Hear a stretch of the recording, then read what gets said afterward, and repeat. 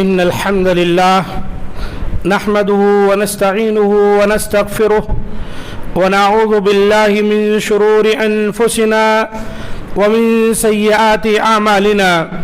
من يهده الله فلا مضل له ومن يضلل فلا هادي له، وأشهد أن لا إله إلا الله وحده لا شريك له، وأشهد أن محمدا عبده ورسوله. يا أيها الذين آمنوا اتقوا الله حق تقاته ولا تموتن إلا وأنتم مسلمون.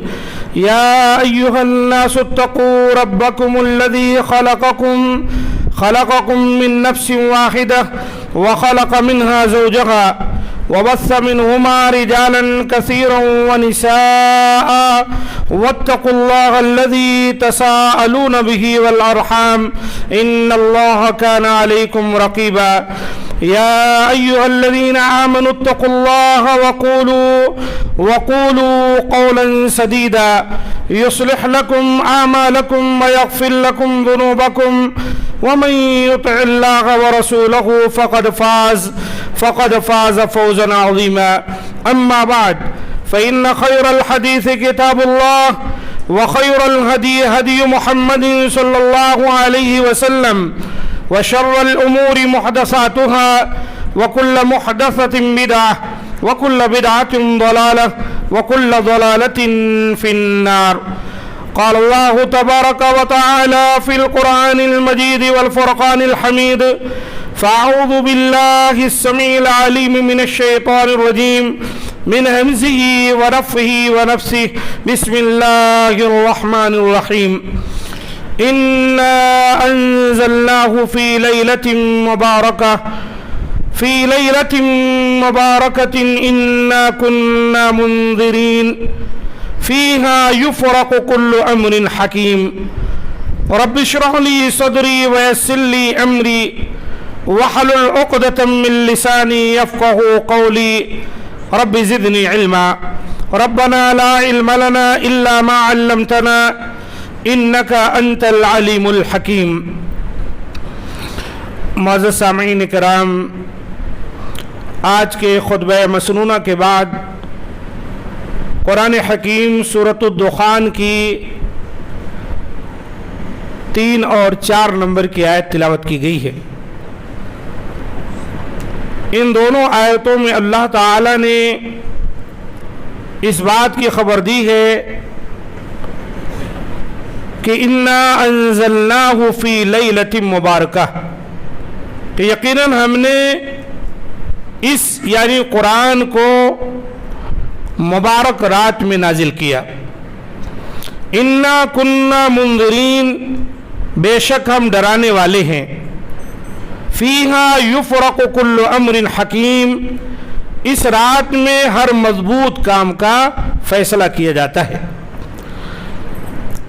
تو یہاں پر اللہ تعالیٰ نے قرآن مجید کو کب نازل کیا، اس کے لیے جس رات کا تذکرہ کیا اسے اللہ تعالیٰ نے لیلہ مبارکہ کہا. اور دوسرے مقام پر اللہ تعالیٰ نے اس رات کو لیلۃ القدر کہا ہے. ارشاد باری تعالیٰ ہے: بسم اللہ الرحمن الرحیم، انا انزلناہ فی لیلۃ القدر، کہ یقیناً ہم نے اس قرآن کو لیلۃ القدر میں نازل کیا. اس سے یہ بات معلوم ہوئی کہ قرآن مجید کا نزول لیلۃ القدر میں ہوا.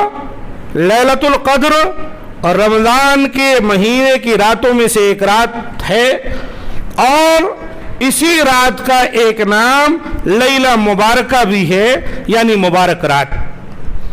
بہت سے لوگ یہاں سے 15ویں شعبان یعنی شب برات کو ثابت کرنے کی کوشش کرتے ہیں.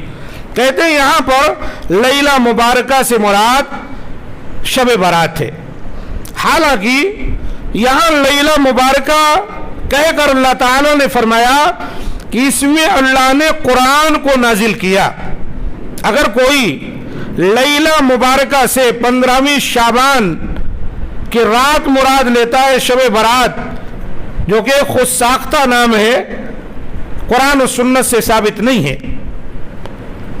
تو اس کو یہ ماننا پڑے گا کہ پھر قرآن مجید رمضان میں نہیں بلکہ شعبان میں نازل ہوا، جبکہ اس کے لیے قرآن مجید کے اندر بالکل واضح آیت موجود ہے کہ شہر رمضان الذی انزل فیہ القرآن، وہ مبارک مہینہ جس میں اللہ نے قرآن کو نازل کیا وہ رمضان کا مہینہ ہے۔ بالکل بات واضح ہو گئی کہ لیلہ مبارکہ یا لیلۃ القدر یہ دونوں سے مراد ایک ہی رات ہے، اور وہ رات ہے رمضان المبارک کے آخری عشرے کی 5 راتوں میں سے جو طاق ہوتی ہیں، کوئی ایک رات اس کو اللہ ہی بہتر جانتا ہے۔ نبی صلی اللہ علیہ وسلم نے ہم کو ان راتوں میں لیلۃ القدر کی تلاش کا حکم دیا۔ تو یہاں سے یہ بات ختم ہو گئی، اور ایک جہالت اور کی جاتی ہے، وہ جہالت یہ کہ سورۃ القدر میں اللہ تعالیٰ نے فرمایا تنزل الملائکۃ والروح فیہا من کل امر، کہ ہر حکم کو لے کر اللہ کی طرف سے فرشتے روح الامین کے ساتھ نازل ہوتے ہیں۔ یہاں روح سے مراد حضرت جبریل علیہ الصلوۃ والسلام ہے۔ لیلۃ القدر کی رات وہ رات ہے کہ فیصلے فرشتوں کے ہاتھوں میں سونپے جاتے ہیں، جو کچھ اللہ تعالیٰ نے لوح محفوظ میں لکھا ہے اس کے مطابق، اور وہی حکم وہی فیصلے لے کر فرشتے زمین پر اترتے۔ اور یہاں بھی سورہ دخان کی آیت نمبر 4 میں فرمایا فیہا یفرق کل امر حکیم، اس رات میں ہر مضبوط کام کا فیصلہ کیا جاتا ہے۔ گویا یہ رات اور وہ رات دونوں ایک ہے، لیکن یہاں حضرت جبریل کے لیے جو ایک لقب قرآن میں آیا ہے وہ ہے روح، اور اس سے جو ہے جوہلا نے کہہ دیا کہ روحیں نازل ہوتی، روحیں نازل ہوتی۔ اس کے لیے کیا کرتے ہیں؟ قبرستان کو سجا دیا جاتا ہے۔ اوپر کا مائک تو نہیں کھولے ہیں؟ کھلا ہے؟ ہاں، نہیں تو بوال کھڑا ہو جائے گا۔ تو روح نازل ہوتی ہے، اور اس سے مراد قبرستان کو سجا دیا جاتا ہے، لائٹیں، کمکمیں، چراغاں جس قدر ہو صاف صفائی کر کے۔ اور یہ عقیدہ رکھا جاتا ہے کہ یہ شب برات کو روحیں اترتی، حتیٰ کہ بعض ایسی کتابیں بھی ہیں جن کے اندر یہ لکھا گیا ہے کہ ہر مرنے والا جو مر گیا اس کے خواہش کے مطابق، جیسے اس کی زندگی میں خواہش تھی، وہ کھاتا پیتا کیا تھا، اس کے مطابق کیا کرتے ہیں، کچھ چیزیں تیار کر کے جو ہے اس کے لیے رکھ دیتے تاکہ وہ اس کی روح آئے تو وہ چیزیں پائے کھانے کو۔ اگر وہ بیڑی سگریٹ پیتا تھا تو اس کا بھی اہتمام کرتے، حتیٰ کہ دارو شراب بھی بوتل میں رکھ دی جاتی، حتیٰ کہ ایک بیوہ عورت اچھے کپڑے پہن کے تیار ہو کے بیٹھ جاتی ہے کہ آج تو روح اترنے والی، نعوذ باللہ من ذالک۔ اور قرآن مجید میں اللہ تعالیٰ نے روح سے کیا مراد لیا؟ تنزل الملائکۃ والروح، یہ روح سے مراد حضرت جبریل ہیں۔ فرشتے آتے ہیں جبریل کی معیت میں، اللہ کا جو کوئی فیصلہ ہے وہ سب جو ہے اللہ کے بندوں تک پہنچنا ہے، فرشتوں کو دے دیا جاتا ہے، اپنی ڈیوٹی وہ جیسے ہے ویسے نبھاتے ہیں۔ تھوڑا اس کو آگے لیجیے۔ تو اس طرح سے یہ چیز ہے، لیکن جوہلا میں ایک عجیب باتیں معروف ہو گئی۔ تو سب سے پہلی چیز یہ ہے کہ شب برات کا ذکر نہ قرآن میں آیا ہے نہ حدیث میں۔ قرآن کی جس آیت سے استدلال کیا جاتا ہے وہ تو باطل ہے سراسر، اس لیے کہ اس کے اندر قرآن مجید کے نزول کا ذکر کیا گیا، اور قرآن مجید رمضان کے مہینے میں لیلۃ القدر میں نازل ہوا، بالکل صحیح نص سے بات ثابت ہو گئی۔ اور پھر اس پر وہ بدعقیدہ جو بدعقیدگی پھیلائی جاتی ہے وہ بھی درست نہیں کہ روحیں نازل ہوتی۔ یاد رکھیں روحوں کا معاملہ ایسا ہے، وہ نیکوکار بھی ہیں تو اللہ تعالیٰ کے یہاں ہیں، اور اگر وہ برے بدکار ہیں تو اللہ کے عذاب میں گرفتار ہیں۔ ان کو وہاں سے اپنے گھروں کو لوٹنا یا اپنے منمانی آنا جانا، یہ ساری چیزیں جو ہے باطل عقیدہ ہے۔ کوئی نیک روح بھی کہیں نہیں آتی کسی کی مدد کے لیے، اور کوئی بری بدکار تو چھوڑیے، وہ تو سخت گرفت میں ہے۔ یہ بہت سے لوگوں کا عقیدہ ایسے ہی جو ہے بھٹکتا ہوا آج شرک میں جا پہنچے کہ فلاں بزرگ کی روح آ گئی، فلاں بزرگ آ گئے، ہمارے نبی آ گئے، ہمارے نبی کی آمد ہوتی ہے، شعر و شاعری کی جاتی ہے، نبی کی آمد مرحبا کے گیت گائے جاتے ہیں۔ یہ عقیدہ باطل ہے۔ جو بھی روح، جو بھی شخص دنیا سے چلا گیا، وہ جانے کے بعد پھر دوبارہ یہاں آنے والا نہیں۔ نیکوکار لوگوں نے خواہش کی، قرآن مجید میں اللہ نے ذکر کیا ہے سورہ آل عمران میں کہ بعض شہداء جو جنگ احد میں شہید ہوئے تھے، ان کی خواہش ہوئی کہ یا اللہ ہمیں دوبارہ دنیا میں لوٹا دے، جو تیرے راستے میں شہید ہونے کا مزہ آیا وہ کہاں ملنا ہے؟ اللہ تعالیٰ نے کہا نہیں، یہ تو ہمارے یہاں بات طے ہو چکی ہے کہ جو دنیا سے آ گیا اس کو دوبارہ نہیں جانا ہے۔ مسلم وغیرہ کی حدیث میں یہ بات آئی ہوئی۔ بہرحال اب آئیے دیکھتے ہیں کہ شعبان کے مہینے کی کوئی فضیلت بھی ہے۔ دیکھیں فضائل نبی صلی اللہ علیہ وسلم سے شعبان کے مہینے کے ثابت ہے دو طرح۔ ایک تو وہ جو اللہ کے رسول صلی اللہ علیہ وآلہ وسلم سے مروی ہے اور صحت کے ساتھ، یعنی صحیح حدیث، اور دوسرے وہ جو مروی ہے لیکن سب روایات ضعیف ہیں، موضوع ہیں، لوگوں نے ان کو گھڑ لیا ہے، بنا لیا ہے۔ سب سے پہلے ہم یہ دیکھیں گے کہ شعبان کے سلسلے میں نبی صلی اللہ علیہ وسلم سے صحیح روایتیں، صحیح حدیثیں کون کون سی ہیں۔ طبرانی، ابن حبان، بیہقی میں یہ حدیث آئی ہوئی ہے اور صحیح سند کے ساتھ ہے کہ یطلع اللہ تبارک و تعالی الی خلقہ لیلۃ النصف من شعبان فیغفر لجمیع خلقہ الا لمشرک او مشاحن۔ کہ اللہ تعالی شعبان کی 15ویں رات کو اپنی پوری مخلوق کی طرف بنظر رحمت دیکھتا ہے، پھر مشرک اور کینہ پرور کے علاوہ تمام کی بخشش فرما دیتا ہے۔ فَيَغْفِرُ لِجَمِيعِ خَلْقِهِ إِلَّا لِمُشْرِكٍ أَوْ مُشَاحٍ، ساری مخلوق کی بخشش کر دیتا ہے سوائے مشرک کے اور کینہ پرور کے، جس کے دل میں کینہ ہو، حسد ہو، حقد ہو۔ یہ حدیث صحیح ہے۔ اسی سے ملتی جلتی حدیث اور بھی ہے، وہ بھی صحت کے درجے پر پہنچتی ہے۔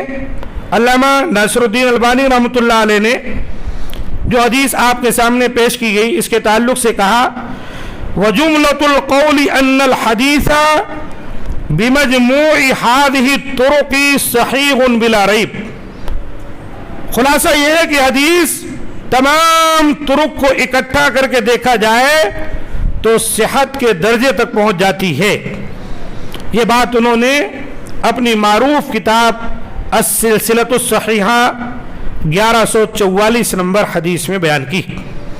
دوسری حدیث جسے انہوں نے صحیح الجامع 1898 میں ذکر کی اور صحیح حدیث ہے، ان اللہ یطلع علی عبادہ فی لیلۃ النصف من شعبان فیغفر للمؤمنین ویملی للکافرین ویدعو اہل الحقد بحقدہم حتی یدعوہ۔ بے شک اللہ تعالی شعبان کی 15ویں رات کو اپنے بندوں پر رحمت کی نظر ڈالتا ہے، پھر مومنوں کو معاف کر دیتا ہے اور کافروں کو ڈھیل دے دیتا ہے۔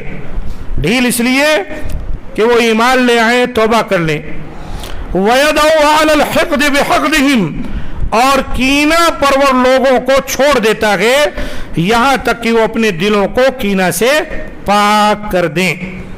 یہ دو حدیثیں یا اسی سے ملتی جلتی بعض اور روایات جو صحت کے درجے تک پہنچ جاتی ہیں یا حسن درجے کی حدیث تک، یہ اس بات کی دلیل ہے کہ کہ 15ویں شعبان کی کچھ فضیلت ضرور ہے، لیکن ایک مسئلہ ہے، اللہ کے رسول صلی اللہ علیہ وآلہ وسلم نے جب یہ فضیلتیں بیان کی تو اپنی امت کو آپ نے اس کے لیے کوئی عمل نہیں بتایا کہ وہ روزہ رکھیں، کہ وہ رات کو عبادت کریں، کہ توبہ اور استغفار کریں، کہ رات کو بیدار ہوں یا اور کوئی عمل کریں۔ نبی صلی اللہ علیہ وسلم نے کوئی عمل انہیں نہیں بتایا، جبکہ بہت سے دن، بہت سے رات آپ دیکھیں گے اللہ کے رسول نے جب اس میں ذکر کیا تو فضیلتیں بھی بیان کی۔ جیسے لیلۃ القدر میں آپ نے کہا جو شخص من قام لیلۃ القدر، جو آدمی لیلۃ القدر میں کھڑا ہو، قیام کرے، اللہ تعالیٰ اس کے تمام گناہوں کو بخش دیتے ہیں اگر اس کی نیت اچھی ہے۔ وَاحْتِسَابًا غُفِرَ لَهُ مَا تَقَدَّمَ مِن ذَنبِهِ، دیکھیں جہاں اللہ کے رسول نے اس کی فضیلت بیان کی، قیام کرنے کی آپ نے رغبت دلائی اپنی امت کو۔ اسی طریقے سے آج جمعہ کا دن ہے، جمعہ کے دن ایک چھوٹی سی گھڑی ہے جس میں لوگوں کی دعائیں قبول ہوتی ہیں۔ اہل علم نے کہا جب امام صاحب منبر پر آتے ہیں وہ ہے، بعض نے کہا نہیں جب وہ دو خطبے کے درمیان بیٹھتے ہیں، کچھ نے کہا یہ عصر کے بعد ہے، اور صحیح بات یہی ہے کہ عصر کے بعد کی گھڑی ہے، اور اللہ کے رسول نے کہا وہ مختصر ہے، اس میں اگر کوئی دعا انسان کرے تو اللہ اس کی دعا کو قبول کرتے۔ دیکھیں جب اللہ کے رسول نے اس گھڑی کی فضیلت بیان کی تو فرمایا اس میں تم دعائیں کرو، تمہاری دعائیں قبول ہوں گی۔ لیکن یہاں نبی صلی اللہ علیہ وسلم نے ہم کو اور آپ کو کوئی تعلیم نہیں دی کہ لیلۃ القدر کی جیسے دی ہے کہ تم اس رات کو بیدار ہو یا اس کے دن کا روزہ رکھو، ایسا کچھ نہیں۔ اب اس سلسلے میں جو حدیثیں پیش کی جاتی ہیں وہ ساری کی ساری حدیثیں جو ہیں ضعیف ہیں اور صحت کے درجے تک نہیں پہنچتی۔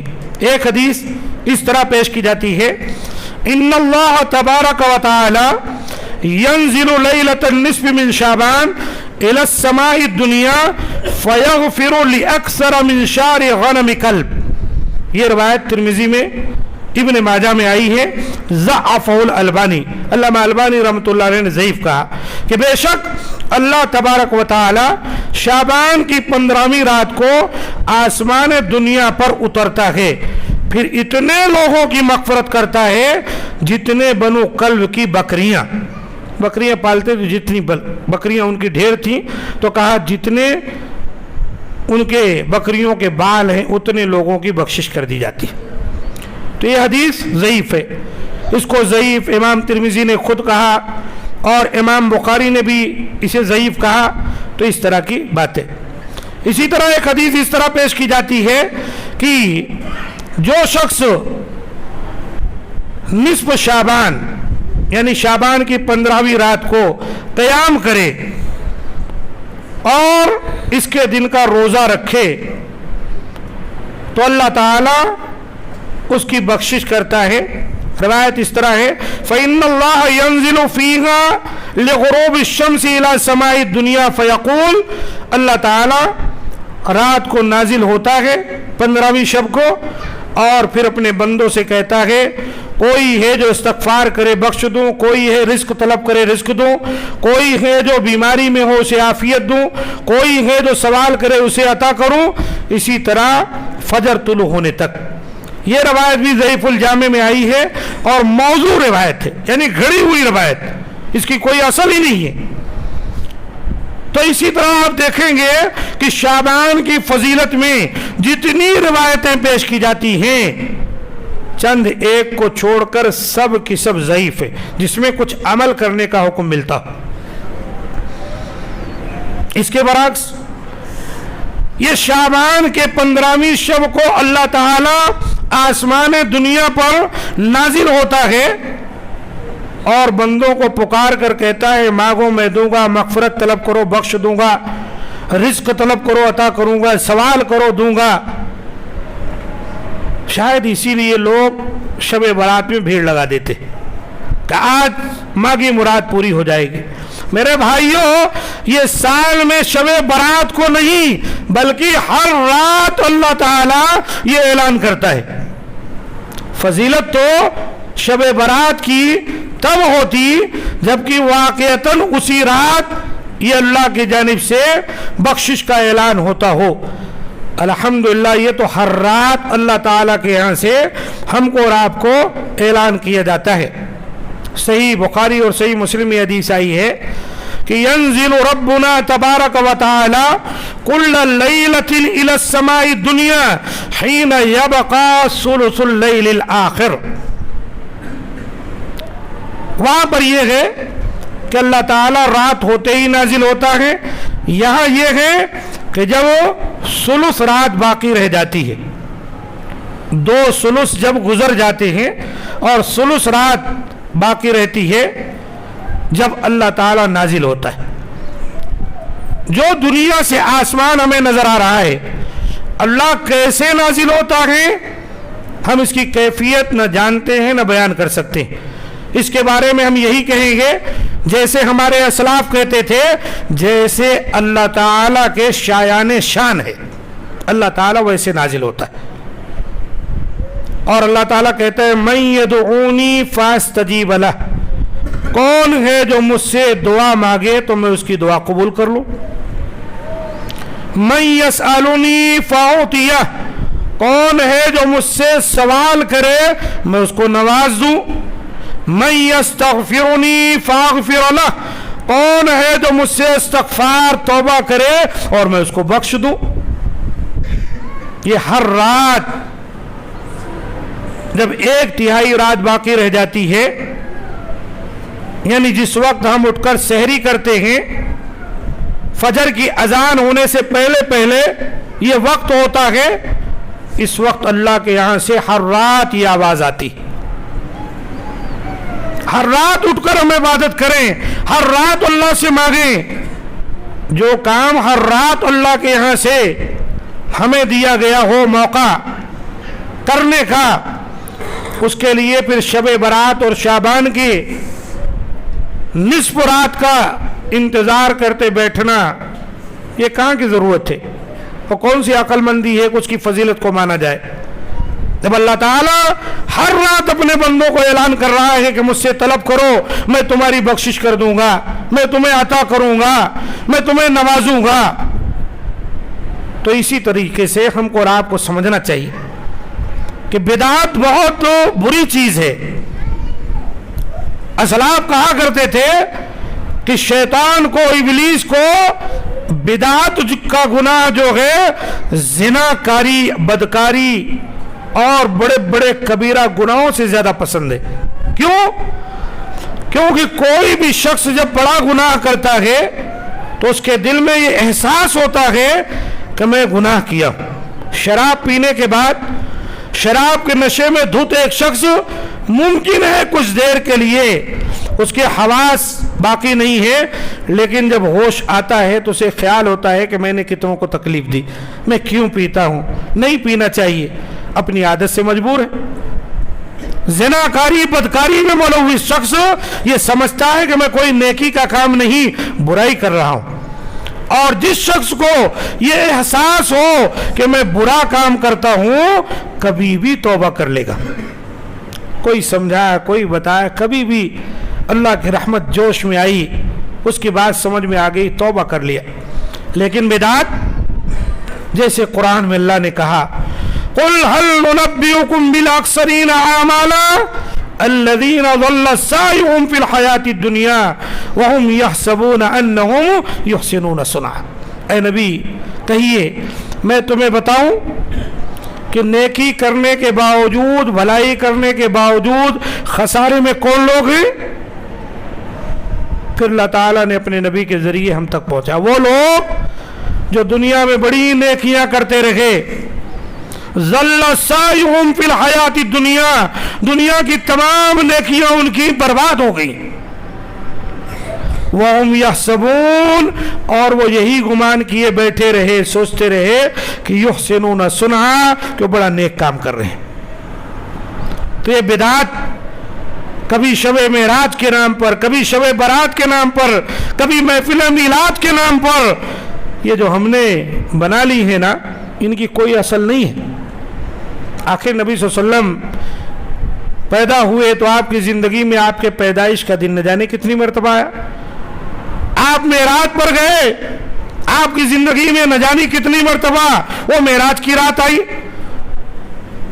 شب برات نہ جانے کتنی مرتبہ. لیکن کہیں نہیں ایک حدیث بھی ملتی کہ اللہ کے رسول نے ان راتوں کی کوئی فضیلت بیان کی. آپ کے صحابہ جو نبی صلی اللہ علیہ وسلم کی اطاعت کے لیے بے چین رہتے تھے, بے قرار رہتے تھے کہ آپ کا اشارہ مل جائے تو اس پر عمل کرنے کو تیار ہو جائیں, ان کو بھی کوئی بات نبی صلی اللہ علیہ وسلم سے نہ ملی. یہ 14 صدیاں گزرنے کے بعد آج ہم لوگ ایسے ایسے اعمال معاشرے میں پیدا کر لیے کہ اسی پر جو ہے اسلام و کفر کو ہم نے کسوٹی کے طور پر پیش کر دیا کہ اگر کوئی ان راتوں کو نہیں مانتا تو بے دین ہے, فلاں فلاں نام اس کا, اور نہ جانے کون کون سے لقب اس کے نام سے جوڑ دیے جاتے. یاد رکھو میرے دوستو, بدعت بدعت ہے. اللہ کے رسول ہر خطبے میں کہتے تھے وَكُلَّ بِدْعَةٍ ضَلَالَةٍ, بدعت گمراہی ہے, وَكُلَّ ضَلَالَةٍ فِي النَّارِ, اور گمراہی انسان کو جہنم میں پہنچا دیتی. اللہ کے رسول نے جہاں بجائے ان چیزوں سے ہم کو اور آپ کو بہت سختی سے منع کیا ہے. اب آئیے دیکھتے ہیں کہ آخر نبی صلی اللہ علیہ وآلہ وسلم کے بارے میں آتا ہے کہ آپ صلی اللہ علیہ وسلم بہت زیادہ اس شعبان کے مہینے میں روزہ رکھا کرتے تھے. اللہ کے رسول بہت زیادہ روزہ رکھا کرتے تھے, اور اس کی وجہ کیا تھی صحابہ کرام نے دریافت بھی کیا کہ اللہ کے رسول آپ بہت زیادہ روزہ رکھتے ہیں, رمضان کے مہینے کے بعد سب سے زیادہ روزہ جو آپ رکھتے ہیں وہ ہے شعبان کا مہینہ. اس کی وجہ کیا ہے؟ یہ جو ہے اسامہ بن زید رضی اللہ تعالیٰ نے جنہیں سوال کیا تھا کہ اللہ کے رسول میں نے آپ کو کسی مہینے میں اتنے روزے رکھتے ہوئے نہیں دیکھا جتنے آپ شعبان میں رکھتے ہیں. تو اللہ کے رسول نے اس کا جواب دیا. یہ جواب بھی شعبان کی فضیلت کے لیے کافی ہے. آپ نے فرمایا ذاک شہر تغفل الناس فیہ عنہ بین رجب ورمضان وهو شهر ترفع فيه الأعمال إلى رب العالمين وأحب أن يرفع عملي وأنا صائم, رواه النسائی 2357 وحسنہ الالبانی. اللہ کے رسول نے فرمایا یہ وہ مہینہ ہے یعنی شعبان کا جس میں لوگ رجب اور رمضان کے درمیان روزے سے غافل ہو جاتے ہیں. یہ شعبان اور رجب اور رمضان کے درمیان ہے. تو اللہ کے رسول نے کہا یہ وہ مہینہ ہے جس میں لوگ روزہ رکھنے سے غافل ہو جاتے ہیں. وَهُوَ شَهْرٌ, یہ جو شعبان کا مہینہ ہے, تُرْفَعُ فِيهِ الْأَعْمَالُ إِلَى رَبِّ الْعَالَمِينَ, اللہ رب العالمین کے یہاں لوگوں کے اعمال اٹھائے جاتے پیش کیے جاتے ہیں اس مہینے کے اندر. اللہ کے رسول نے کہا وَأُحِبُّ أَن يُرْفَعَ عَمَلِي وَأَنَا صَائِمٌ, اور میں پسند کرتا ہوں کہ جب میرا عمل اللہ کے دربار میں پیش کیا جائے تو وہاں پر میں روزے دار کی حیثیت سے لکھا جاؤں, میں روزے سے رہوں. تو یہ بھی ایک حدیث شعبان کے فضیلت کے لیے. کیا آپ کثرت سے روزہ رکھ سکتے ہیں؟ یہاں ایک بات بیان کروں کہ لوگوں کے اعمال جو اللہ کے دربار میں پیش کیے جاتے ہیں وہ 3 طرح ہیں. ایک تو روزانہ, رات دن ہمارے اعمال اللہ کے یہاں پہنچتے ہیں, اور ایک ہفتہ واری یعنی پیر اور جمعرات کو, اور ایک سالانہ شعبان کے مہینے کو. شعبان کے مہینے کے بارے میں تو یہ حدیث ذکر کی گئی. روزانہ حدیث میں آتا ہے کہ عصر اور فجر کی نماز میں فرشتوں کی تبدیلی ہوتی, ان کی ڈیوٹی چینج ہوتی. جو فجر میں فرشتے آئے تھے وہ عصر میں, اور جو عصر میں آئے ہیں وہ فجر میں جاتے ہیں. اللہ تعالیٰ سب کچھ جانتا ہے، پھر بھی پوچھتا ہے اپنے فرشتوں کو جن کو اللہ نے یہ ڈیوٹی دی ہے کہ اللہ کے نیک بندوں کے اعمال کو وہ اللہ تک پہنچائیں.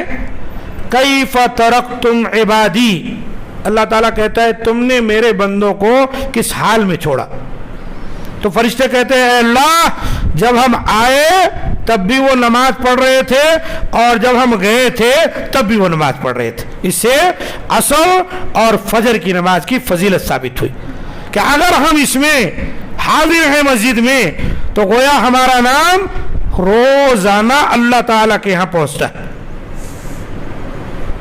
اور اسی طرح پیر اور جمعرات نبی صلی اللہ علیہ وسلم اس 2 دن کا روزہ رکھتے تھے، اور جب آپ سے پوچھا گیا تو آپ نے یہی بات بیان فرمائی کہ ان 2 دنوں میں اللہ کے ہاں لوگوں کے اعمال پہنچائے جاتے ہیں، اور میں پسند کرتا ہوں کہ میرا عمل جب پہنچے تو اس میں روزہ. تو شعبان کے مہینے میں روزہ کثرت سے رکھ سکتے ہیں آپ، لیکن جن کو عادت ہے، جو سال میں برابر روزہ رکھ رہے ہیں، پیر کو رکھتے ہیں، جمعرات کو رکھتے ہیں، ایام 20 کے روزہ رکھتے ہیں، یا ایک دن چھوڑ کر ایک دن روزہ رکھتے ہیں، یہ لوگ رکھتے چلے جائیں، کوئی بات نہیں. یہ شعبان میں بھی رکھ سکتے ہیں، حتیٰ کہ نصف شعبان 15 کو بھی رکھ سکتے ہیں. اس لحاظ سے نہیں کہ جو ضعیف روایتیں پیش کی جاتی، اس لحاظ سے کہ وہ جو روزہ رکھتے آئے ہیں وہ معمول کے مطابق 15 شعبان کو آ گیا رکھ لے روزہ. اور 15 شعبان کو روزہ تو ہے ہی ہے. کون سا روزہ ہے؟ ایام 20 کے 13 14 15 یہ تو روزہ ہے ہی، تو اس اعتبار سے رکھنا ہے، یہ نہیں کہ اس کی کوئی خاص فضیلت ہے. ٹھیک ہے. اور جو لوگوں کی عادت نہیں ہے ان لوگوں کو چاہیے کہ نصف شعبان کے بعد روزہ رکھنا چھوڑ دیں. حدیث میں بات ملتی ہے. جن کی عادت نہیں کہ وہ مہینے میں کچھ روزے رکھتے ہوں کرتے ہوں تو ان کو چاہیے نصف شعبان یعنی 15 کے بعد روزہ رکھنا چھوڑ دیں، رمضان کی تیاری کریں، رمضان کے لیے قوت اکٹھی کریں. ایسا حدیث سے ملتا ہے. تو یہ وہ باتیں ہیں جو اللہ کے رسول صلی اللہ علیہ وآلہ وسلم نے ہم کو اور آپ کو بتائی. اس میں کچھ ایسی روایتیں آپ کے سامنے پیش کی گئیں جن میں شعبان کے مہینے کی فضیلت ہے، لیکن شعبان کے ان فضیلت والی راتوں یا دنوں کے تعلق سے نبی صلی اللہ علیہ وسلم کا کوئی عمل نہیں ملتا ہے، زیادہ سے زیادہ روزہ. اور یہ پورے شعبان کے مہینے پر محیط ہے، اس کے لیے 15ویں شعبان کے دن کے روزے کی کوئی خاص فضیلت صحیح حدیث سے ثابت نہیں. باقی اس کے علاوہ جتنی باتیں پیش کی جاتی ہیں وہ سب ضعیف روایتیں ہیں، موضوع روایتیں ہیں، صحت کے درجے تک نہیں پہنچتی. اسی طرح یہ عقیدہ رکھنا کہ روحیں لوٹتی ہیں قبرستان جانا زیارت کرنے کے لیے، ٹھیک ہے نا، یا یہ سمجھنا کہ یہ لیلہ مبارکہ وہ رات ہے جس کے اندر قرآن نازل کیا گیا، یہ سارے باطل عقیدے. جہاں تک مسئلہ ہے قبروں کی زیارت کا تو الحمدللہ ہمیں ہماری شریعت اس سے نہیں روکتی. اللہ کے رسول نے فرمایا میں نے تمہیں قبروں کی زیارت سے منع کیا تھا لیکن اب اجازت دیتا ہوں فزوروها فإنها تذکرکم الآخرہ، زیارت کرو قبروں کی اس لیے کہ یہ تمہیں آخرت یاد دلائے گی. تو دعا تو ہم اپنے میت کے لیے جہاں ہیں وہاں سے کر سکتے. اگر قبرستان جا رہے ہیں نا تو صرف میت کے دعا کی نیت سے نہیں بلکہ وہاں جا کر کچھ نصیحت حاصل کریں گے، کچھ نرمی پیدا ہوگی دل میں کہ ایک دن مرنا ہے، اس کے لیے آپ کو جانا ہے. لیکن آج قبرستان کا، قبروں کا، یا جو ہے خانقاہوں کا یا خاص مزاروں کا جو حال بنایا گیا ہے یا بنایا جاتا ہے، وہاں جا کر آپ آخرت یاد نہیں کریں گے، وہاں تو آپ کو دنیا یاد آئے گی. قوالیاں ہو رہی ہیں، پھول بکھرے ہوئے ہیں، چمچماتے پتھر، لائٹنگ، یا آخرت یاد آئے گی آپ کو. آخرت تو کسی ایسی قبر کے پاس سے گزریں جو آدھی ڈھل گئی ہے، ادھر ادھر قبریں کھلی پڑی ہیں، اور دیکھ کر انسان کے رونگٹے کھڑے ہو جائیں کہ پتہ نہیں مجھے بھی میسر آئے گی نہیں، جہاں تک دیکھیں قبریں ہی قبریں، وہاں انسان کا دل ڈرتا ہے اور اسے احساس پیدا ہوتا ہے کہ ایک دن مر کر مجھے بھی اللہ کے ہاں منہ دکھانا ہے اور قبرستان آنا ہے۔ اس لیے عزیز ساتھیوں، جو کچھ ثابت ہے اس پر عمل کریں اور بدعات سے بچیں۔ بدعات بہت بڑی گمراہی ہے، یہ انسان کو توبہ بھی نہیں کرنے دیتی۔ کیوں؟ انسان سمجھتا ہے میں گناہ کہاں کر رہا ہوں جی، میں تو نیکی کا کام کر رہا ہوں۔ وہ ساری بدعات پر جو عمل کرتا ہے نیکی خیال کر کے کرتا ہے، اس کی وجہ سے وہ توبہ بھی نہیں کرتا۔ توبہ وہ کرتا ہے جو یہ سمجھے کہ میں گناہ کرتا ہوں، جو یہ سمجھتا ہے کہ میں گناہ نہیں نیکی کر رہا ہوں، اسے توبہ کہاں میسر آئے گی۔ بہرحال وقت ہو گیا، اللہ تعالیٰ سے دعا ہے کہ جو باتیں پیش کی گئیں اللہ تعالیٰ اس کہنے والے کو اور آپ تمام سننے والوں کو اس کے مطابق عمل کی توفیق دے، اور اللہ تعالیٰ توحید پر قائم رکھے، شرک سے محفوظ رکھے، اطاعت رسول پر اللہ تعالیٰ ہمیں گامزن فرمائے اور بدعات سے محفوظ رکھے۔ مولا کریم ہمارے گناہوں کو بخش دے، ہماری خطاؤں کو درگزر فرمائے، ہمارے حال پر رحم فرمائے کہ یقیناً وہی رحم و کرم کرنے والا ہے۔ اللہ تعالیٰ ہم میں سے جو بیمار ہیں انہیں شفاء کاملہ عطا فرمائے۔